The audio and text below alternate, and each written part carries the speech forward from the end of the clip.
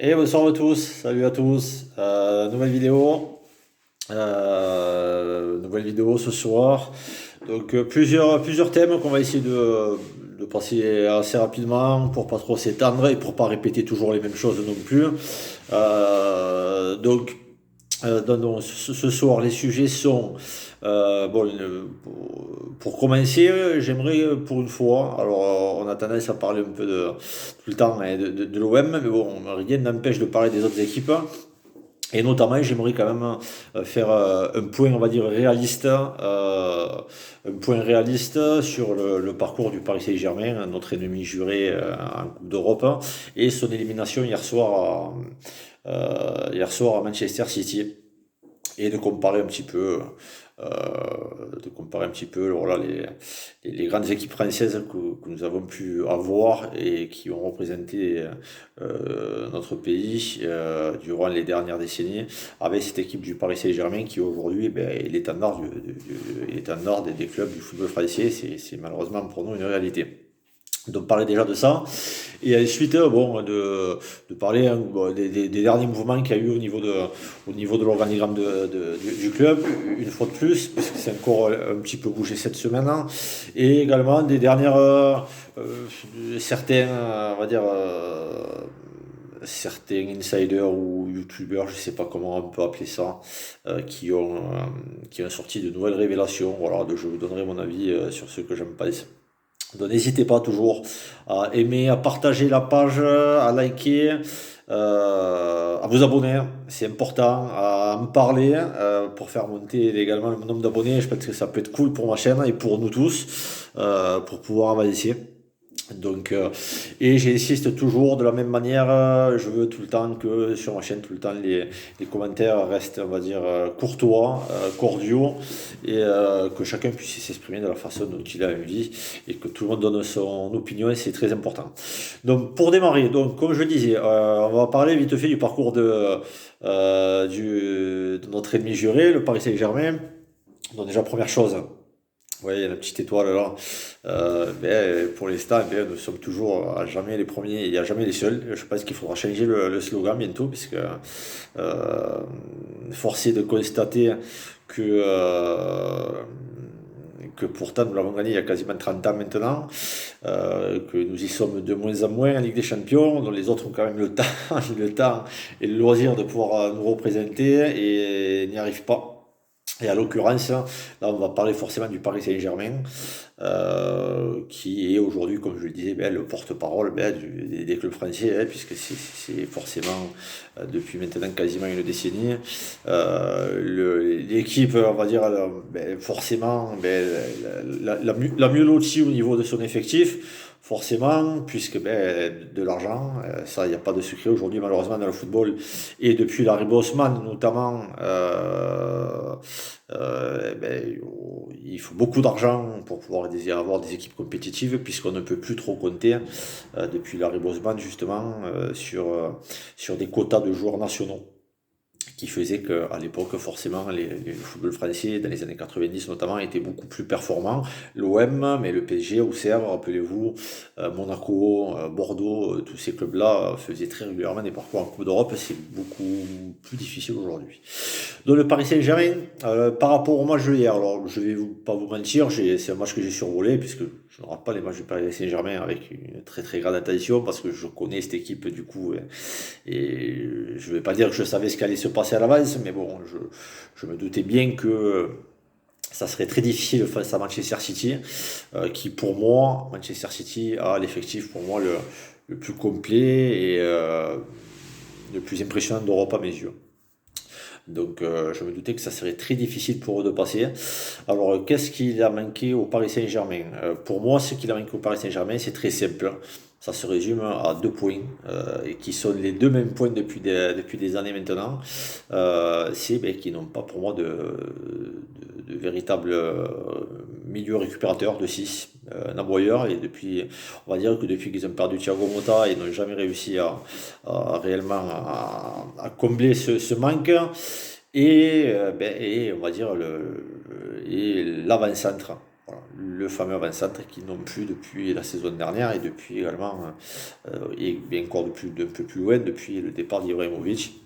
On ne peut pas dire qu'ils aient réellement, enfin Cavani, hein, puisque les deux étaient là en même temps, même si Cavani est resté un petit peu plus longtemps, on ne peut pas dire que depuis, alors nous on est à la recherche du grand attaquant depuis longtemps, mais depuis cette époque-là, on ne peut pas dire qu'ils aient eu des franches réussites non plus. Donc je pense qu'il leur manque vraiment ces deux pions importants, et ces deux pions importants puisque ce sont deux pions qui font partie de la colonne vertébrale d'une équipe, hein.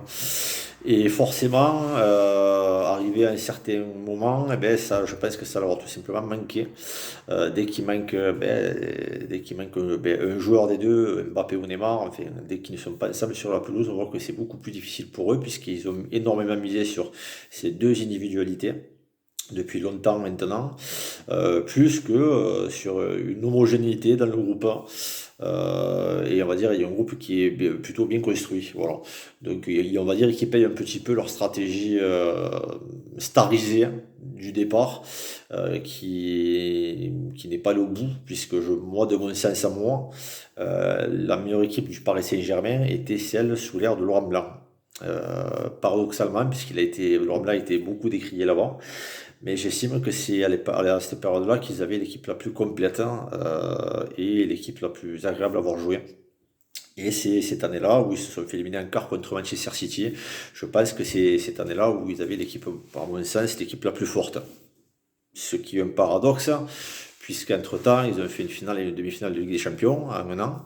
Alors l'année dernière, demi-finale de Ligue des Champions, bon, finale de Ligue des Champions, pardon, dans un contexte particulier, c'est-à-dire sur un tournoi, comme j'ai appelé moi, le tournoi Covid d'été, c'est-à-dire sur des matchs allés. S'il y avait eu des matchs retour, je pensais très sincèrement qu'ils ne passaient pas contre l'Atalanta. Et puis là, bon, on peut très clairement et très légitimement, en étant relativement lucide, on ne peut pas dire que leur parcours est quand même mauvais, puisque cette année ils ont eu des poules plus relevées qu'à d'habitude, hein. Et puis bon, ils sont quand même allés éliminer le Barça. Alors on pourra dire que le Barça, il n'est pas le grand Barça, certes, hein, mais ils sont quand même allés éliminer le Barça et en mettre 4 au camp. C'est pas donné quand même à tout le monde, il faut quand même l'admettre. Et ils ont éliminé le champion en titre, le Bayern Munich. Donc je pense que l'enchaînement des événements ont fait que pour eux, ils n'ont pas pu avoir mentalement, je pense, tout simplement, et même physiquement, on peut voir que physiquement c'est difficile pour eux, de refaire une nouvelle fois le même exploit. Donc voilà, élimination hier soir pour eux. Tant mieux, tant mieux pour nous. Euh, et élimination également, et je pense que c'est un fait qui est relativement important, et je pense qu'il faut voir un peu plus loin que le Paris Saint-Germain. Il faut regarder les équipes françaises dans leur ensemble, tout simplement. Il y a deux Coupes d'Europe, une Ligue des Champions, une Coupe des Coupes. Depuis le temps que les Coupes d'Europe existent, c'est très très peu. Il y a forcément une raison, et moi je pense tout simplement que la raison c'est qu'on travaille beaucoup moins en France dans les clubs. Dès que les joueurs partent à l'étranger, on voit de suite qu'ils prennent du volume, de la puissance, ils mangent du banc, ça se tait, ça travaille. Et ici en France, ça fait plutôt la gueule et les stars. Je pense que c'est un problème d'ensemble, un problème général de mentalité. On travaille moins en France, tout simplement. Voilà. Donc ça, voilà, je voulais faire juste un point rapide, voilà, sur notre ennemi, on a le droit aussi, hein. Bon, après, force est d'admettre qu'on est à des années-lumière de ça, malheureusement, pour nous. Donc on va revenir sur l'Olympique de Marseille et sur ce qui se passe actuellement, toujours. Donc Jacques Candozan, nouveau responsable de la communication de l'OM. Un nouveau personnage dans l'organigramme du club. Journaliste réputé en France, quelqu'un de très sérieux. Donc ça va toujours dans le sens de tout ce qui se passe ces derniers temps. Voilà, lui, Mathieu Louis-Jean, David Friot, et enfin, toutes ces personnes qui viennent d'arriver dans l'organigramme, qui sont des personnes qui arrivent soit de clubs plutôt UP, soit de la Fédération française de football, soit du milieu du journalisme. Voilà, et journalisme d'enquête, hein, entre autres également. Donc plutôt relativement étonnant. Donc bon, on peut dire que c'est quelque chose de relativement positif, quoi qu'il en soit, qu'il y ait une vente au bout ou non. Alors Moi, je bouge pas pour ceux qui me voient pour la première fois ma vidéo, je vais vite aller voir les précédentes. Je vais pas revenir sur tout ce que j'ai dit à chaque fois. Euh, Moi, je reste toujours sur la même opinion. Moi, je pense qu'il va forcément y avoir une entrée au capital du club. Voilà. Je le pense, hein, voilà. Si ce n'est pas le cas, eh bien, peut-être que McCourt va remettre de l'argent, mais avec tout le déficit, je ne vois pas, et sa fortune personnelle, je ne le vois pas remettre la main à la poche, hein. Ou alors, comme je l'expliquais lors de ma dernière vidéo, alors il va falloir vendre 2-3 joueurs et faire avec ça et prier que Sampaoli fasse des miracles et que Longoria trouve un directeur sportif qui soit capable d'aller chercher des joueurs à 5 millions d'euros et de les revendre à 50 chacun. Ça reste relativement aléatoire, le trading. Donc voilà, moi je reste sur ma même ligne de conduite, beaucoup de changements dans l'organigramme, des changements avec des gens qui ont quand même une certaine prestance, qui arrivent de certains clubs, Manchester United comme je disais, la Fédé, France 2, le journalisme, enfin voilà, France 2, donc enfin, voilà, c'est des gens qui ont beaucoup de réseaux, donc je pense qu'ils vont avoir besoin de beaucoup de moyens pour pouvoir réussir, donc nous verrons bien ce qui va se passer là-dessus. Donc voilà, moi je vous donne mon opinion, toujours pareil pour moi. Voilà. Pour moi, entrée au capital relativement rapide à un certain pourcentage, je le pense. Maintenant, nous verrons bien. En tout cas, ce que fait Longoria pour l'instant, il faut admettre que voilà, sur la mise en place de l'organigramme, alors par qui c'est piloté, ça ressemble pas du McCourt en tout cas. Enfin, pour moi, en tout cas, c'est à des années-lumière de ce que faisait McCourt jusqu'à présent. Tant mieux pour l'instant, on verra la suite. Ensuite, voilà, je voulais parler également de ce qui s'est dit, de ce qui s'est dit notamment hier soir, ou il y a deux soirs de ça, où il y a une personne sur YouTube, je me rappelle plus son prénom, Hichem je crois, en fait, qui avait déjà parlé sur notre live il y a un mois et demi de ça, ou 2 mois, de beaucoup d'éléments, c'est-à-dire une enveloppe transfert qu'il avait annoncé, 900 millions d'euros, que Michel Platini avait refusé un poste de président, que le stade c'était quasiment fait, enfin, beaucoup d'éléments très précis, et hier soir bon, il a enchaîné. Il a enchaîné en racontant que bon ben apparemment Mourad Boudjelal serait finalement peut-être dans l'organigramme du futur investisseur, que les deux futurs investisseurs, enfin que les deux parties apparemment ce serait une vente sèche, hein, et que les deux parties auraient décidé de communiquer via le site officiel du club et non pas en passant par un média. Euh, et que ça se ferait au palais du Pharaon. L'annonce se ferait là-bas, en grande pompe, et que ça serait Pablo Longoria qui annoncerait la vente du club. Alors, moi je trouve que ça fait énormément on va dire comment ça s'appelle, d'informations. Alors, souhaitons que ce soit vrai, hein, attention, hein. On en serait tous ravis. Mais moi, je trouve ça plutôt étonnant quand même, hein, je dois l'admettre, hein, que quelqu'un puisse divulguer autant de choses aussi précises que ça. C'est vraiment bien ciblé, bien précis. Quelqu'un qui sort quand même de quasiment nulle part, enfin, qui était un ancien employé de l'OM a priori, mais alors, on a le droit de se poser quand même la question. On peut croire à la vente, mais c'est mon cas, ou à une entrée au capital, sans forcément, à mon avis, croire à tout le monde. J'ai l'impression que cette histoire de vente, c'est devenu pour beaucoup un moyen de se montrer. Bon, après, courage à ceux qui le font, hein, et il faut avoir en tout cas le courage, il faut l'admettre, d'annoncer des choses qui sont vraies ou fausses, et d'assumer derrière, tout simplement. Nous croisons les doigts, mais moi, je donne mon opinion. Je pense que c'est trop, beaucoup trop. Je pense que c'est beaucoup trop de choses annoncées, qui sont beaucoup trop précises. Voilà, notamment, il y a quelque chose qui m'étonne, hein, le fait que Longoria annonce lui-même la vente, hein. Alors, excusez-moi du peu, hein, mais moi je suis salarié d'une entreprise, ou vous pouvez être salarié, vous ou moi, ou même peut-être qu'il y en a qui m'écoutent et qui sont patrons de leur propre entreprise. Alors on va se poser 2 minutes et réfléchir, hein. Voilà, admettons, demain vous êtes patron de votre entreprise, là, qui m'écoutez, ou vous êtes employé, et vous qui êtes patron de votre entreprise, vous allez demander à votre RH d'annoncer la vente de votre société à tous les salariés, à tous vos clients. Euh, et vous, bon, vous allez communiquer peut-être 2, 3, 4 jours après.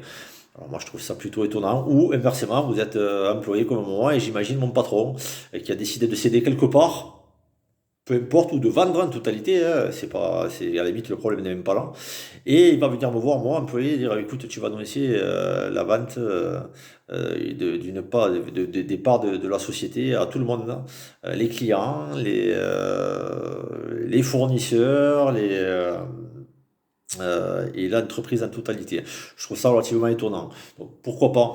Donc là, c'est pour ça que c'est ce point-là, moi, qui me fait dire que c'est quand même gros. Donc moi, je tiens à ce qu'on reste sur des choses rationnelles, hein, et sur tout ce que j'ai raconté sur les vidéos précédentes. Voilà, les passages de coûts, quadrige, les augmentations du capital, les changements, la place qui a été faite de l'organigramme pour laisser rentrer d'autres personnes, hein, dedans, c'est ce qui est en train de se passer. Moi, tout ça me fait dire que oui, il peut se passer des choses, hein, il va certainement se passer des choses dans tous les cas. Mais rien d'autre. Voilà, des faits rationnels et des faits qui existent et des faits qui existent vraiment. Donc voilà, j'ai fait un peu le point de tout. Autre chose aussi, je trouve hallucinant sur les réseaux sociaux, les pour et les anti-ventes. Alors, comme je l'ai dit une fois, ben, je croyais qu'on était tous pour l'OM. Alors aujourd'hui, j'ai l'impression aussi que c'est devenu presque, que la vente est presque devenue est presque passé au second plan, et que ce qui compte aujourd'hui, c'est quasiment celui qui va avoir raison ou tort. Et que tout le monde s'attend au tournant. Alors je trouve ça plutôt ridicule, hein, je tiens à le dire. Donc il faut savoir faire le tri de tout simplement, et se faire sa propre opinion. Donc nous verrons bien en tout cas. Allez l'OM, nous allons voir comment ça va se passer les prochains jours. Et fin de championnat également. On languit tous en tout cas que le championnat se termine. D'ailleurs, je pense aussi que la vente ne sera pas annoncée sur une chaîne comme C8, qui est une chaîne de télé-réalité à la base, ne l'oublions pas. Je pense que les fêtes club, ça va retransmis 2 fois sur C8, ne vous montez pas le mouron. Alors j'espère me tromper, j'espère que ça sera annoncé peu importe où, si ça doit être annoncé, une vente du club, mais je pense tout simplement que ça permet de redistribuer les lots et de permettre à Canal+, tout simplement, de pouvoir distribuer et retransmettre la course au titre, hein, sur Canal, et de ne pas faire doublon avec les supporters de l'OM, tout simplement. Voilà, bonne fin de soirée à vous tous. N'hésitez pas à donner votre avis et à partager, des abonnés. Il faut que ça monte vraiment. Ça serait cool de pouvoir faire quelques lives, et pour ça, il faut que j'en ai 1000. Donc, si vous souhaitez qu'on discute en direct tous ensemble. Voilà. Bonne soirée à vous tous.